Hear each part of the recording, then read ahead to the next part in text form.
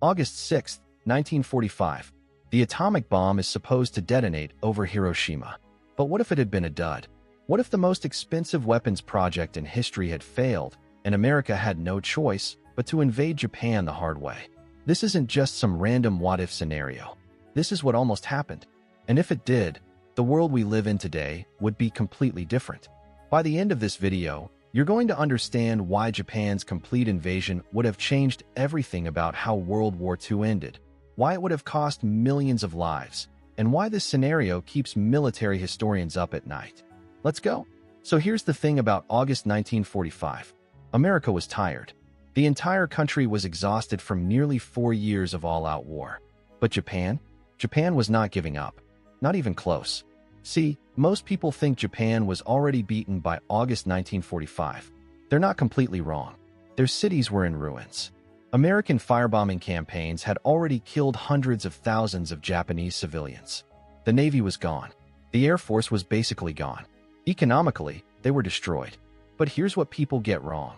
Japan's military leadership, especially the Japanese army, they weren't thinking about surrender. They weren't thinking about reasonable terms. They were thinking about something else entirely. They were thinking about making an American invasion so brutal, so horrifying, that America would eventually just give up. That's their entire strategy at this point. It sounds insane from today's perspective, but this is what the Japanese military believed could work. They genuinely thought that if American soldiers got their hands dirty enough, if enough of them came home in body bags, the American people would force their government to negotiate a peace deal. They were betting everything on this one idea, and the Americans knew this was coming. Military planners had been working on an invasion plan for months. It was called Operation Downfall. It wasn't one invasion, it was actually two. First, Operation Olympic in November 1945, where America would invade the southern island of Kyushu. Then, Operation Coronet in March 1946, where they'd invade the Kanto Plain near Tokyo, the largest city in Japan. This was supposed to be the final knockout blow. But here's where it gets dark. The military estimates for casualties were already terrifying, and these were the official estimates. The Pentagon predicted that American forces would lose somewhere around 500,000 soldiers. Some estimates went even higher, maybe up to 1 million. But that's just Americans. The Japanese casualties would be absolutely staggering. Here's the brutal reality. Japan had actually been preparing for this invasion for months. They knew it was coming, so they started mobilizing everything they had left. They trained civilians, women, old men, teenagers, everyone they could get their hands on to be ready for a homeland defense. They were preparing to fight to the death. Estimates suggested that between 5 to 10 million Japanese people would die in this invasion, soldiers and civilians combined. Some historians argue the numbers could have been even higher. Think about that for a second. That's not just a war anymore. That's the near total annihilation of an entire nation. Japan's population in 1945 was around 73 million. An invasion casualty estimate of 5 to 10 million would mean that between 7 and 14% of the entire population of Japan could die in a few months of fighting. The country would be absolutely devastated. So now we're in this alternate scenario. The atomic bomb fails. It doesn't detonate. Maybe it was a technical problem. Maybe it was a manufacturing defect. The device is dropped over Hiroshima and nothing happens. No explosion, no mushroom cloud, just confusion and shock for everyone involved. What happens next? Well, the American government has to immediately switch gears. They've been banking everything on this bomb. It was their ticket out of a long, brutal ground war. Now that ticket just became completely worthless. President Truman and his military leaders have to accept that Operation Downfall is now the only way this war ends. And they have to start preparing for it right now. There's no time to waste. They can't wait months and months to get all the troops in place. They can't wait for new tactics or strategies. They have to invade Japan, and they have to do it soon, because if they wait too long, the Japanese military will become even more entrenched. They'll have more time to fortify positions, train more civilian soldiers, and prepare for the onslaught. So we're looking at Operation Olympic starting in November 1945, just about 3 months away. American planners start shipping hundreds of thousands of troops to the Pacific. Transport ships are packed with soldiers. Supplies are being stockpiled. The largest amphibious invasion in world history is being prepared bigger than D-Day, with way more resistance waiting on the other side. Now, imagine what this invasion actually looks like. American soldiers are landing on the beaches of Kyushu in November. It's cold. It's brutal. The first wave of soldiers hits the beach, and they're immediately met with artillery fire, machine gun fire, suicide attacks from Japanese pilots, explosions from artillery shells that the Japanese have been burying and waiting for this exact moment. The casualties start piling up almost immediately. The difference between Kyushu and other invasions America had done is that this time, they're not just fighting professional soldiers. They're fighting civilians. They're fighting women. They're fighting teenagers. They're fighting people who have been told by their military that death is better than surrender, that fighting to the last person is an honor, that surrendering is shameful. This is a cultural thing too. It's not just military propaganda. It's part of how these people see the world. So surrender rates are incredibly low. As American soldiers push inland from the beaches, they're running into resistance everywhere. In cities, in villages, in the countryside. The Japanese are using tactics they've never seen before. They're using suicide charges. They're creating explosive traps. They're turning battlefields into absolute nightmares where every inch of ground has to be fought for with heavy casualties on both sides. Meanwhile, back in America, the body bags are coming home. And they're coming home fast. Every week, thousands of Americans are dying in Japan. The American public is shocked and horrified. This isn't the quick victory they thought was coming. This is a quagmire. This is Vietnam before Vietnam, in a way. The American people are watching their sons, brothers, and husbands dying for ground that seems to have no end in sight. Fast forward to January 1946. Operation Coronet is supposed to start, the invasion of the Kanto Plain near Tokyo. But here's the problem.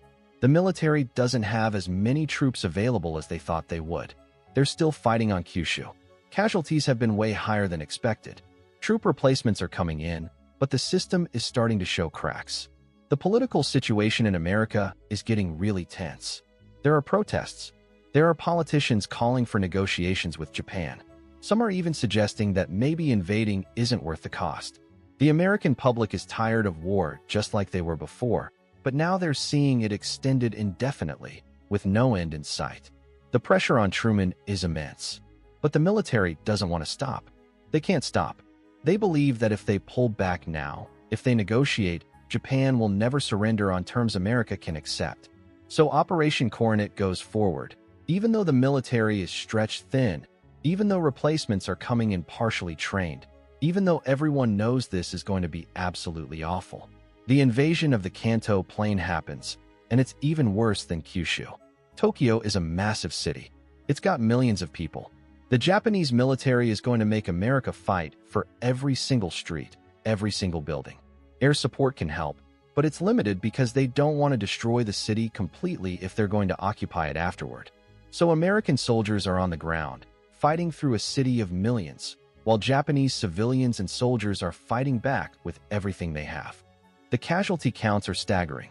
By spring 1946, American casualties have exceeded 500,000.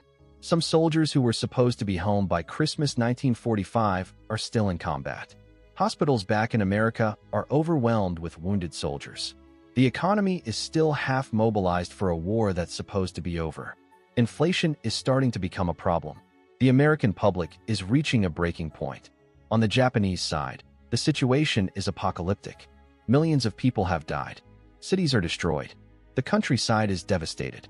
Food is scarce. Disease is spreading.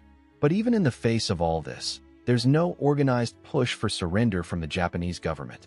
The military is still in control, and they're still demanding that people keep fighting. By mid-1946, we're looking at a situation that could have gone one of several different ways.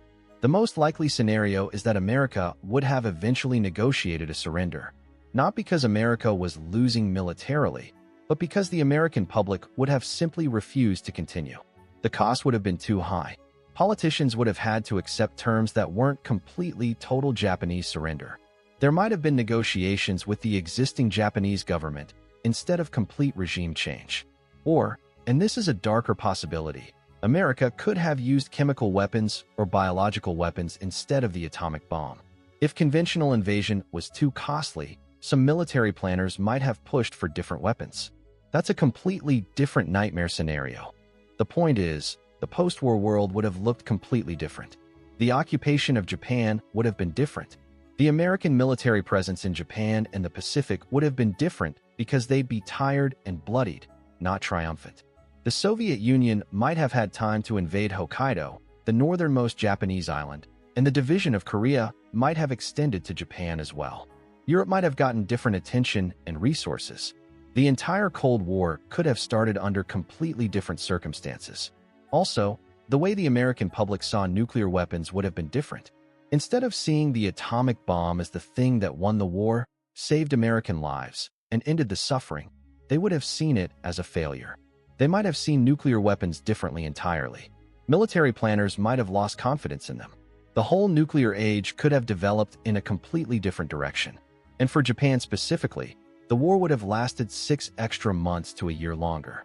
Imagine 5 to 10 million more people dying on top of everyone who already died. Japan as a country, as a culture, as a society, might have been permanently altered in ways that are hard to imagine. The devastation would have been beyond what actually happened, and what actually happened was already catastrophic. This is why historians think about this scenario so seriously. It's not just about alternate history fun and games. It's about understanding how close the world actually came to an even worse ending to World War II. It shows us how one technical failure could have cascading effects across the entire world, affecting millions of lives, changing the course of history. The atomic bomb wasn't just a weapon.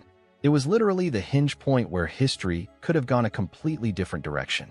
And the fact that it worked, the fact that it detonated over Hiroshima on August 6, 1945, meant that millions of people lived who would have otherwise died. That's not to say the bomb was a good thing. The debate about whether dropping the bomb was justified, whether it was necessary, whether it was moral, that's still ongoing. But from a pure historical standpoint, if you ask what would have happened if it failed, the answer is clear. Millions more people would have died, and the world would look completely different today. So next time you think about World War II, next time you think about how it ended, remember that it came down to one weapon, one moment, one decision. And if that weapon had failed, if that moment had been different, if that decision had gone another way, we might be living in a completely different world right now. Subscribe for more deep dives into moments that changed history.